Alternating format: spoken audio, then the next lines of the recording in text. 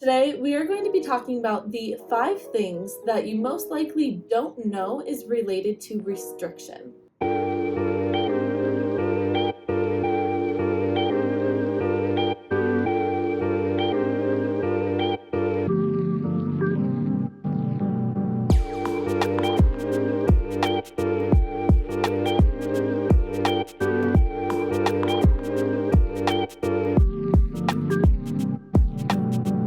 Hello, my name is Chloe, and welcome back to my channel. I help girls get over their disordered eating disorders, amenorrhea, and exercise addiction. I am someone who suffered myself through multiple years of eating disorders. And these 5 things on the list that we are about to go over, I had zero idea was related to the fact that I was restricting my food intake. And so if you're curious to know what these 5 things are, make sure you hit the like button, subscribe, and let's get to it. Now, we are going to be starting off with one of those things that restriction caused personally for me that was quite a shocker and quite the oh no type of experience of like, what have I done here? So, number 1 on the list is vaginal and vulvar atrophy. Sounds fun, right? So let's talk about this because this was something actually that was, like I said, kind of a rude awakening when I kind of started being older and started becoming more sexually active. And I realized that something just isn't right down there. Now, what is this? So, if you're not familiar with medical terminology, atrophy is a decrease in size of something. So, pretty much what is happening here, due to low estrogen, which happens when you are in an amenorrheic state or it happens when you are in energy debt due to food restriction, what happens is that your estrogen is super low. When estrogen is low, what can happen is a thinning and even tearing of that whole region down there. Many women who are menopausal will experience, vaginal atrophy and things like that when they're older. But it's quite concerning when we see someone who is, say, 20 years old and they pretty much are dealing with things that someone who is 70, 80 years old is dealing with. Now, this is quite an issue because it can cause a lot of pain during intercourse, making it sometimes even just nearly impossible to have pain-free sex. This can also cause a condition called vaginismus, which is a tightening of the pelvic floor. So what happens is there's not a lot of, let's just say, juice going on down there, okay? Blood flow isn't really coming into the uterus and the vaginal kind of area because you don't have all those hormones that are happening, again, due to restriction, which usually causes irregular cycles, amenorrhea, and all those good things. So there's not a lot going on down there. There's a slowing of blood flow to those areas, and due to the low estrogen, there's actually an atrophy of it. So creating the painful sex. This is where the vaginismus comes in. It's a tightening of the pelvic floor. The body can go into this kind of like free state of like, no, I don't want to let anything in because this is painful. This doesn't feel good. We don't have, and we'll talk about this in the second one, the second thing that restriction causes, but we don't have lubrication. We don't have things like that going on down there. And so vaginismus is actually really quite common because you kind of go into this like tightening kind of shocked position, which pretty much just like closes the vagina, making it very hard for penetration. Again, this is something that I wish I kind of knew I was getting myself into back when I was 14 years old, and I decided that a smart thing to do would be to pretty much cut my calories to nothing, right? I wish I understood that it was going to have a real big effect on everything going on down there. I personally used to have a lot of like cuts and tears going on down there to the point where I got, test after test to check if I had some sort of STD, only to find out that I was completely clean, but those tears and those cuts were due to the low estrogen. These were painful, these were very uncomfortable, and something that I wouldn't wish upon anyone. And so if you're someone who's experiencing kind of like a thinning of everything, all the skin and everything down there, and you're experiencing all these cuts and you've gotten tested for STDs and it's not that, then this most likely is the reason why. Again, it is the low estrogen. So overall, this is really not fun and not something that you want to be experiencing, again, especially as someone who is teens, 20s, 30s, heck, 40s. You shouldn't be experiencing this much atrophy, okay?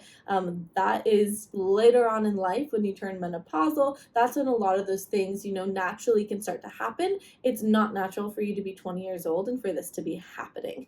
So that is due to restriction of food, you not nourishing your body enough, which is getting your hormones all unbalanced, which is lowering estrogen, which is leading to all of this.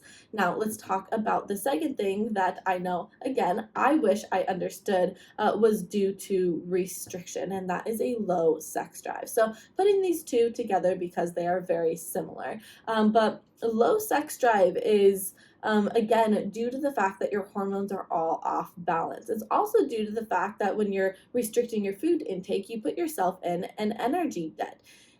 If your body doesn't have enough energy, you are working on less energy than it wants to, do you think that it's going to want to expend a lot of excess energy on sex? Or on procreating, which the body kind of equates sex with. So even if you're having just sex for pleasure, you're using, contraceptions and all of that, the body still kind of correlates that with a procreative experience. Why on earth, when you are lacking in calories, you are lacking in nutrition, will your body want to have a child? It doesn't want to. That's a very, pregnancy is a very intensive, energy demanding process. Your body will smartly lower your sex drive so that you stop doing the thing that could lead to procreation so that you don't have a baby. This also is due to the fact that when you are ovulating, which doesn't happen when you're in a severe state of restriction, because again, hormonal imbalances. So when you're ovulating, estrogen will rise, and estrogen increases body temp. It makes you feel all juicy, hot, and increases that libido. But if you're not ovulating, you're not getting that rise in estrogen, meaning you're just never kind of getting that hormonal shift of like, ooh, now I feel like being more intimate and having sex right now. You don't get that because you're not playing with these hormonal waves because your hormones are kind of just trashed and tanked. And again, this is due to our lovely friend, restriction. I also, again, want to bring up estrogen because estrogen plays a big role in the lubrication, stimulation, and all of that going on in the genitals. Again, if you don't have that estrogen due to the restriction, that's just not going to be happening. So this low sex drive is a big issue for a lot of relationships. I think if you are someone who is dealing with restriction and you aren't in a partnership, it's easy to kind of brush it aside and you really you don't feel anything. Like I thought I was asexual back when I was restricting because I was like, I don't even desire sex or intimacy or anything like that. Wasn't even on my mind at all, which radically changed once I started getting more hormones back and realized, whoa, that's not me at all. Way different situation going on now. Yeah, so if you're single, you might not notice it and it's easy to brush it aside. But if you're in a partnership, it might become a real topic of conversation, or maybe I should say it's a point of distress in the relationship because you're not able to have that bonding moment because, well, never really feel like having that bonding moment. And again, that is thanks to restriction. One last thing I want to note here about the sex drive is that with restrictive eating, there tends to be this energy of denial of pleasure, right? When you are restrictively eating, you don't go and eat a chocolate croissant. You don't put butter on your, mashed potatoes. You don't do any of those things, right? And this energy of restriction and this denial of pleasure doesn't just stay in the kitchen. It affects all areas of life. And so I see with my clients, and I experienced myself, that I kind of was always denying myself of pleasure in everything. And well, sex is very pleasurable. And when you're someone who is in this energy of like I'm just restricting pleasure, then sex all of a sudden becomes very unappealing and you don't want it. And it can even become scary because you're like, oh, I can't do anything that's pleasurable, right? Like I'm so against this, like, doing something that feels good. And so I just wanted to throw that in there because I think that that's an important note. Now, let's move on to the third thing that you might not be correlating with restriction, and that is disturbed sleep.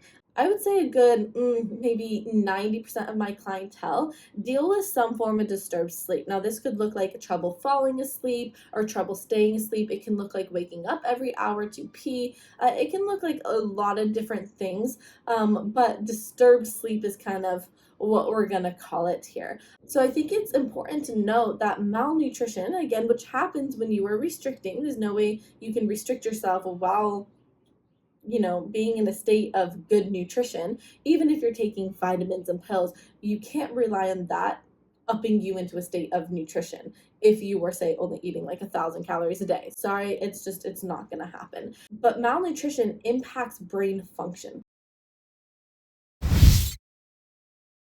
That's a pretty well-known common thing. And so it's going to impact the production of chemicals and hormones that are, controlling your sleep and your wakefulness. You start restricting melanin, or sorry, not melanin, melanin skin, melatonin production starts getting all wonky and off, and all of a sudden it's really hard for your body to either fall asleep, stay asleep. Also, when your body is in this low energy state, it simply just doesn't even have the energy to be able to go into a deep enough sleep. You might think that you are simply just laying there all night for 6, 7, 8 hours a night, but in reality, your body's doing a lot of things. It's repairing tissue, it's building back muscle, it is doing so many processes in the mind that you're expending a lot of energy. If you run out of energy during the night, you are going to wake up because you need food. You need more energy to continue that process of deep sleep.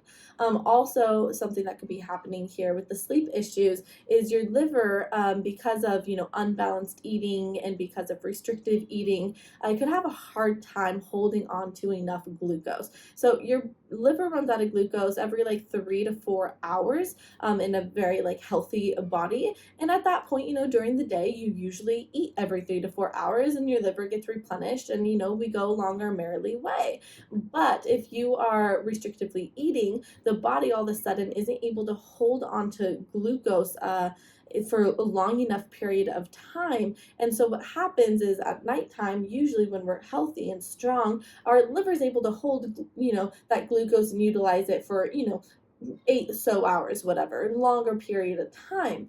But because your liver and everything's being affected by restriction, your body runs out of glucose pretty quickly. So the adrenals step in and they go, hey, we're out of glucose. We're going to just spike cortisol real quick so that we can take some glycogen, the stored form of glucose, out of our muscles and we can give it to the liver so that it can work. But what happens during that time? The cortisol is rising. And so you rise because of the cortisol. Cortisol is what wakes us up in the morning. Hello, sunrise, cortisol. Like, that's what's happening. And so disturbed sleep is very, very, very common in those who are suffering with, an eating disorder, or those who are on a diet or just restrictively eating. Having disturbed sleep is very, very, very common.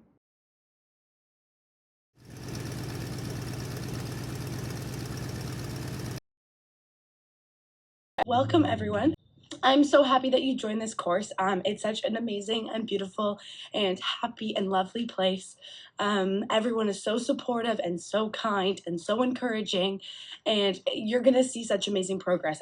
I would say I'm fully recovered thanks to Chloe and thanks to this amazing group. So if you put in the discipline and if you challenge yourself, you will get to where you want to be. That's one thing to remember, that life is continuing and it's not forever, right? And you have to choose, like, what are my priorities? What are your priorities?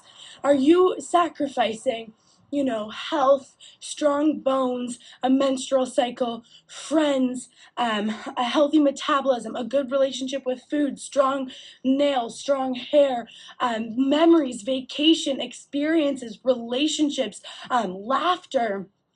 Are you forsaking all of that for a body type And is that worth it? Now, the fourth thing I wanted to mention that you might not be aware of is due to restriction is hoarding of food. I hoarded my food like crazy. And it's not just food. You can just become a hoarder in general, but I think a lot of us end up hoarding food.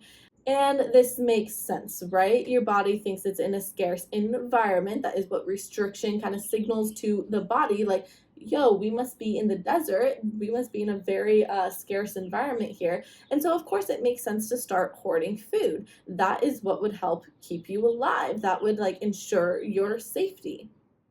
And for an evolving human being, scarcity is one of the biggest threats, okay? Just look at what happened in the pandemic. All of a sudden, we have people rushing to the stores everywhere across the nation, across the world, doing what? Buying toilet paper, hoarding all these supplies, buying all this food, all these pantry items. It was going like hotcakes. There was nothing left. I remember going to CVS one day and I just couldn't find any toilet paper. Zero, zip, none. No tissues either. No tissues, no toilet paper, nothing. Because everyone had just bought absurd amounts, right, of toilet paper. That was our human species. As a world, all of us being put into the scarcity energy. And what happens? We all start hoarding our things. So, again, food hoarding is a good response if there's perceived food scarcity. I would hide things underneath my mattress. I had bins. I remember my last apartment that I had in university. It was like 4 stories. We had, kind of the garage and like a little kind of room there that was just kind of like, just an empty room, pantry type of style. And then you walk up, you have the kitchen, all that, and then all the rooms. And like I had bins and bins and bins of just food in there. I mean, food that I would never get through, right? Most of it was probably even expired, but I just like go to the store and I have to buy more flax seeds and more flax seeds and more flax seeds. Remember, I had a whole like storage bin just filled with flax seeds. What am I going to do with all those flax seeds? It's absolutely ridiculous. And I had so many oils and so many things like that. So it's absolutely just bonkers, but I remember always feeling like I needed to hoard food or I needed to hide food in the fridge. Again, even if I wasn't going to eat it, and that's what's really, really interesting. But I would like put things in the fridge. I would like say I had a nice cheese that I bought. I would like wrap it in like a towel, stuff it in the bottom of like the bread bag and push it in the back of the fridge. Like I was always trying to hide my food. I was so worried that someone was going to take my food. Or if I was sitting down and eating and someone came over and was like, oh, can I have a bite? Oh my gosh, it's the end of the world. The end of the world if someone wants a bite of my food, because I'm like, this is the only food I get, and you just took a bite of it. So I'm curious if any of you guys have noticed that you are hoarding food. Let me know in the comment section down below. Now, the last thing that I was not aware of was associated with restriction is bad breath. This was probably a couple months into my restriction, right when I was 14, when I first started heavily restricting. I remember all of a sudden just being so embarrassed at high school that my breath was so bad. I would use mouthwash, I would scrape my tongue, I would buy, gum, and I would be chewing gum all day. And yeah, I couldn't get rid of this like ammonia type of like taste in my mouth. And I had no idea at the time that that is actually a common sign of malnutrition and of restriction. Also, I think important to note that sensitive teeth, poor enamel health, that's all due to malnutrition as well. And that can be something that, can be a leading indicator that someone is malnourished, is that they're having weakened enamel, they're having tooth loss, they're having sensitive teeth. All that is just a sign that the body doesn't have enough minerals and vitamins and things like that to really, strengthen the enamel and everything. Your body doesn't run off a thin air. That is something that I repeat in my course all the time because it's just so true. If you do not give your body the things it needs via food, it will get it from other places. Your teeth being a source of minerals and vitamins and calcium and things like that, it will take it from there. It will take it from your bones, it'll take it from your heart muscle, it will take it from all these other places. That's why eating disorders and being in a state of heavy restriction is so dang dangerous, because you're literally eating yourself. I know that sounds gross, I know that sounds scary, but that's the reality of it. You don't give your body enough, and it's gonna have to start utilizing your own reserves to do the things that it needs to do. So I'm wondering which one of these was kind of shocking to you. I'm also wondering which one of these you have experienced the most of. Are you a hoarder? Are you dealing with low sex drive? Have you noticed vaginal atrophy and like maybe some of those estrogen tears I was talking about? Are you someone who has really bad sleep? I'm really curious which one has impacted you the most. And again, I'm really curious which one you were kind of shocked about. Look forward to seeing all of those things down below in the comment section. I want to thank you for being here, watching this video. If you hit the like button, I will really appreciate it, as it's a great way to say thanks for free for me making this video, bringing to awareness the things that can happen when you start restricting. If you are experiencing these things and you don't want to experience these things anymore, then I highly recommend joining my course, Get Your Flow On, or working one-on-one with me. You can find all the details to all of that down in the description box. I will see you guys in the next video, and I hope you have an amazing day.